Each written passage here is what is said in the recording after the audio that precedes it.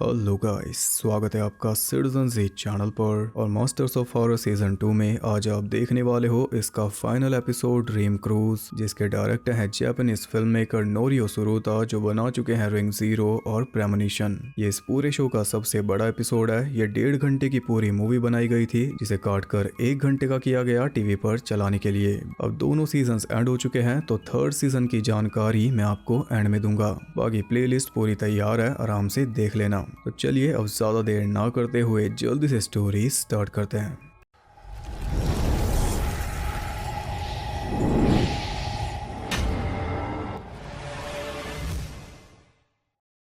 Episode के start में हम देखते हैं दो भाइयों को जो कि अपनी बोट में बैठे थे। बड़ा भाई जैक और छोटा भाई शॉन। शॉन की कैप पानी में गिर गई थी, तो वो उसे उठाने में लगा हुआ था। इसी चक्कर में बोट पलट गई और दोनों भाई पानी में गिर गए।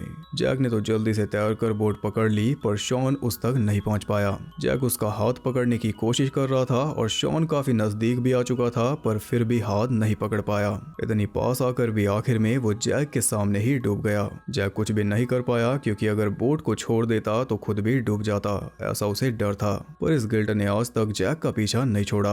अब ये बड़ा हो चुका है, लेकिन वो दिन आज भी इसके सपनों में आकर इसे डराता है, क्योंकि इसे गिल्ट है कि इसने अपने छोटे भाई को मरने दिया। अगर थोड़ा और प्रयास करता तो शायद वो बच जाता। हाथ इसके हाथ में आ चुका था। ये खुद भी घबराया हुआ था, इसलिए पूरे दिल से कोशिश इसने नहीं की थी। इसे कहते हैं सर्वाइवर्स गिल्ट। दिमाग ने तब इतना सोचा नहीं था जितना बाद में सोचा, और ये तो सबके साथ होता है हर चीज में। पर अगर बात किसी अपने की जान की हो तो फिर जिंदगी भर का पछतावा रह जाता है। काश एक छोटा सा स्टेप उस टाइम पर ले लेता। अब इस नाइटमेयर से जागने के बाद वो अपना मुंह धो रहा था, तब भी पानी में उसे शॉन की कैप दिखाई दे रही थी। जैक ने खुद को शांत किया तो वो गायब हो गई, पर फिर उसकी जगह पानी से बाहर निकला शॉन का हाथ, जो उसे खींचकर फिर से उसी बोट पर ले गया। वो कैप पानी में तैर रही थी, तो जैक उसे उठाने लगा कि तभी पीछे से आकर शॉन ने उसे दबोच लिया। ऐसा ही एक फेमस सीन आपने कहां पर देखा है, वो जल्दी से बता दो। खैर अब जाकर जैक सच में जागा। ये पूरा उसका नाइटमेयर था। अब ये काम करता है जापान में एज अ लॉयर, और इसका जो सबसे खास क्लाइंट है, इसके दोस्त के जैसा एजी, उसके ऊपर कई सारी कंपनीज ने केस कर दिया। तो उसी के सिलसिले में बात करने के लिए एजी ने इसे पोर्ट पर बुलाया। जैक वहां पर पहुंचा तो उसे मिली एजी की वाइफ यूरी, जिसके साथ इसका अफेयर चल रहा है। और ऑब्वियसली एजी ये बात नहीं जानता, या फिर जानता है। वो दूर से इन दोनों को देख रहा था। यूरी जैक को वार्न कर रही थी कि शायद एजी को पता चल चुका है, तभी तो हम दोनों को यहाँ पर बुलाया, और अगर वो हमारे बारे में जान चुका है तो ये चिंता की बात है, क्योंकि वो कुछ भी कर सकता है। यूरी अपनी बात पूरी कर पाती उससे पहले एजी अंदर आ गया। वो उन दोनों को लेकर अपनी बोट पर पहुंचा, क्योंकि सारी बातें बोट पर होंगी, और बोट का नाम भी यूरी है। बड़ा बेकार जोक है, बोलूंगा नहीं। अब जैक उसे मना कर रहा था कि मैं पानी में नहीं जाता, मुझे कुछ प्रॉब्लम है, पर एजी की जिद पर उसे जाना पड़ेगा। वो खड़ा होकर सोच रहा था, तभी पानी के अंदर उसे शॉन की लाश दिखाई देने लगी, जो कि उसी का नाम पुकार रही थी। फिर वो बोट में चढ़ा तो एजी बोट को लेकर आगे चल दिया। जैक तो कैबिन में जाकर बैठ गया था, क्योंकि पानी उसे देखना ही नहीं, पर जो पानी उसके हाथ में था उसके अंदर भी शॉन ही नजर आ रहा था। किनारे से दूर आकर एजी ने बोट को रोक दिया। फिर थोड़ी बातचीत हुई, जिसके बाद वो खाना खाने बैठ गए, और यहाँ से शुरू हुआ एजी का सनकीपन। वो जैक के मुंह से सुनना चाहता था कि यूरी सुंदर है या नहीं, पर जैक ने अपना मुंह नहीं खोला। तब एजी उसके ऊपर चिल्ला कर पड़ा, तो जैक को मुंह खोलना पड़ा। सिचुएशन हद से ज्यादा ऑकवर्ड हो चुकी थी, तो एजी उसे इजी करते हुए बोट को और आगे लेकर चल दिया। इसी बीच यूरी जैक को बताती है कि अब हम दोनों की जान को खतरा है, यह हमें 20 समंदर में लेकर आया है जान से मारने के लिए। वो बताती है कि जब मैं इससे पहली बार मिली थी तो ये पहले से मैरिड था एक अमीर लड़की के साथ, पर वो लड़की अचानक से गायब हो गई थी, जिसके बाद इन दोनों की शादी हुई, और इनकी शादी को 4 साल हो चुके। यानी कि एजी को बस उसका पैसा चाहिए था। जब पैसा मिल गया तो एजी ने उसे मार डाला। तो इन दोनों को मारना भी उसके लिए कोई मुश्किल वाली बात तो होगी नहीं। वो तो अपना चाकू भी रेडी कर रहा है। यूरी बाहर देखती है तो उसे पता चलता है कि एजी वापस किनारे की तरफ नहीं जा रहा, बल्कि वो समंदर में और आगे जा रहा है। यूरी उसके पास गई तो वो बोला कि अभी तो असली फन स्टार्ट होगा। तभी अचानक बोट बंद होकर रुक गई।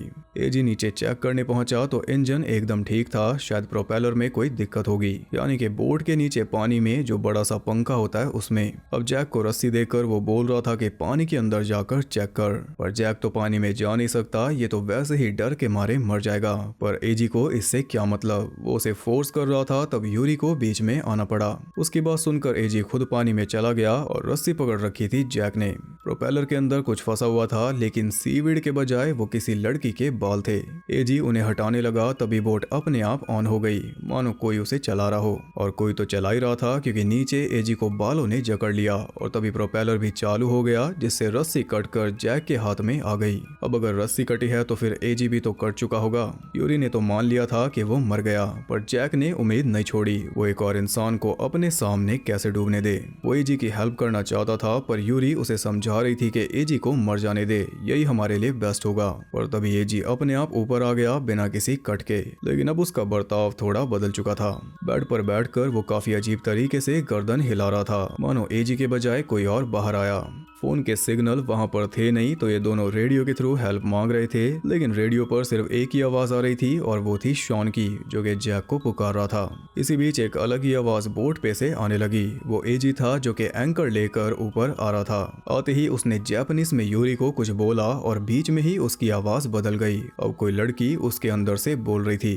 वो यूरी के ऊपर अटैक करने वाला था, तो जैक ने उसे रोका, पर जैक को उसने दूर फेंक दिया। इसके बाद यूरी के ऊपर अटैक कर डाला। फिर जब जैक को होश आया तो एंकर वाले एजी के साथ उसकी फिर से मुलाकात हुई। जैक उसे बोल रहा था, एजी सुनिए ना, पर वो कहाँ सुन रहा था। वो तो एंकर को अंधाधुंध घुमाए जा रहा था, जिससे जैक भी इंजर्ड हो गया। तब मजबूरी में उसे एजी को स्टैब करना पड़ा, लेकिन इससे ना तो कोई खून निकला और ना ही चाकू पर कोई खून लगा। एजी ने आराम से चाकू निकाल कर फेंक दिया, लेकिन इसके बाद जो हुआ वो तो कुछ अजीब ही था। अपने आप उसका हाथ उसकी बॉडी से अलग होकर गिर गया और सर भी उसका मानो फट गया था। फिर अपने आप ही वो बोट से लुढ़क कर पानी में गिर गया। बाथरूम में से यूरी की आवाज आ रही थी, तो जैक उसे बचाने चल दिया, और तभी एजी के हाथ ने बोला, एजी रुकिए। हाथ ने उसका पैर पकड़कर उसे खींचना चालू कर दिया। इसी बीच बाथरूम में पानी भरने लगा, वो भी बड़ी स्पीड से। एजी का हाथ धोकर जैक के पीछे लग चुका था, फिर भी था तो एक हाथ ही। जैक के पास दो थे। उसने हाथ को पकड़कर दूर फेंक कर मारा, लेकिन हाथ बड़ा तेज था, वो फिर से आकर चिपट गया। यूरी डूब रही थी, इसलिए जैक ने उस हाथ को अच्छे से सैनिटाइज करके बाहर पानी में फेंक दिया। अब इतने में जैक बाथरूम के दरवाजे को खोलने का ट्राई कर रहा था। यूरी पानी में डूब गई और तभी उसे सब कुछ दिखाई दिया कि असल में एजी ने अपनी वाइफ के साथ क्या किया था।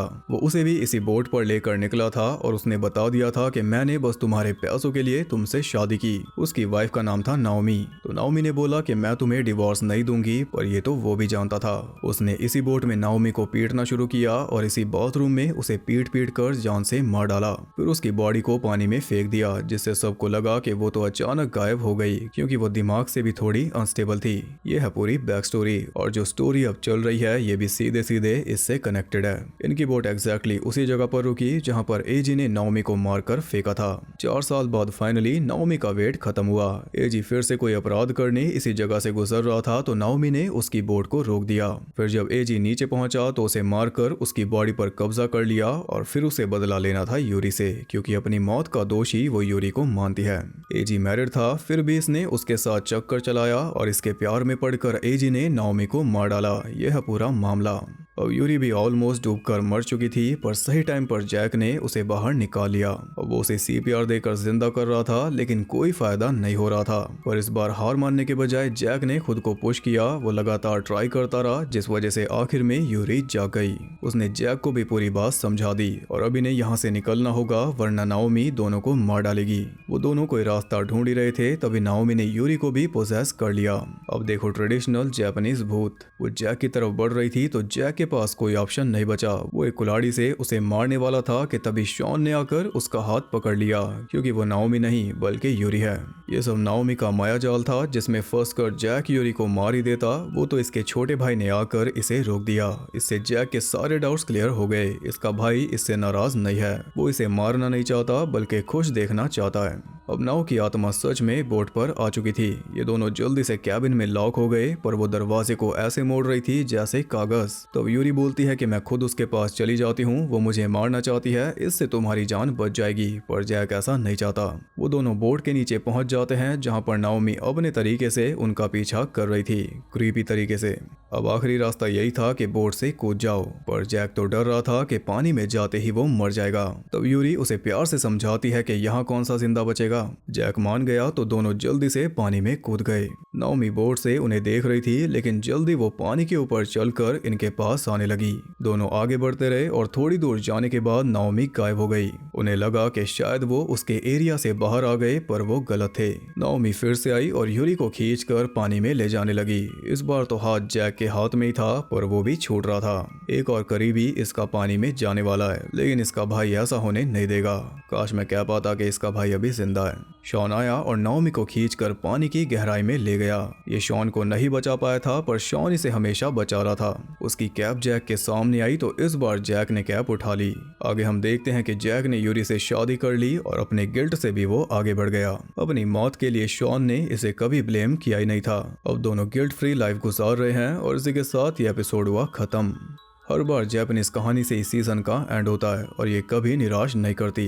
तो ये पूरी जापानीज इविल डेड लग रही थी, वो भी एक बोट पर जो जापानीज हॉरर का एक तरीका होता है, चाहे भूत का लुक हो, उसकी मूवमेंट, उसकी आवाज या फिर म्यूजिक, ये कुछ अलग ही होता है। एक पॉजिटिव नोट पर ये सीजन एंड हुआ और साथ में मेरा चैलेंज भी। 14 दिन में 14 वीडियोस इम्पॉसिबल सा काम था, क्योंकि आज से पहले मैंने कभी इतनी वीडियोस एक साथ नहीं डाली, पर दिन रात एक करके ये पॉसिबल हो गया। आई होप आपने एंजॉय किया होगा। अब बात करें अगले सीजन की, तो ऑफिशियली मास्टर्स ऑफ हॉरर के बस 2 सीजन है, पर इसका 3rd सीजन भी है, जो कि एक अलग नाम से अलग चैनल पर टेलीकास्ट हुआ था। उसका नाम है फियर इटसेल्फ। उसके अंदर भी 13 एपिसोड्स हैं, यानी कि बड़े बड़े डायरेक्टर्स की 13 मूवीज। तो जल्दी मैं उसे भी कवर करूंगा और कोशिश यही होगी कि वो भी इसी तरह कवर हो, तभी मजा आएगा। बाकी आपको ये सीजन कैसा लगा कमेंट करके जरूर बताना, और अगर हम दोनों सीजन को कंपेयर करें तो कौन सा सीजन बेस्ट होगा, यानी किसके एपिसोड सुपीरियर थे, अपनी राय जरूर बताना। इंपॉर्टेंट सवाल है। चैलेंज को एंजॉय किया तो एक लाइक जरूर करना, और ऐसी और इंटरेस्टिंग वीडियोस देखने के लिए चैनल को सब्सक्राइब करके बेल नोटिफिकेशन को ऑल पर सेट कर लो, ताकि मुझे वीडियो बनाने की मोटिवेशन मिलती रहे और आपको वीडियोस की नोटिफिकेशन। और ज्यादा कनेक्टेड रहने के लिए आप मुझे इंस्टाग्राम पर फॉलो कर सकते हो, वहाँ आपको बहुत कुछ जानने के लिए मिल जाएगा, और साथ ही बाकी जगहों पर भी, जिनके लिंक्स आपको मिल जाएंगे नीचे। तो अब चैलेंज पूरा हो चुका है, ऊपर से नया साल भी आ रहा है, तो जल्दी मैं एक लाइव करूंगा। जब भी मुझे टाइम मिलेगा या पॉसिबल हो पाएगा तो मैं आप सबको बता दूंगा। इस बार ज्यादा लोग आना। बाकी मैं आपसे मिलूंगा अगली वीडियो में, तब तक के लिए सबको बाय।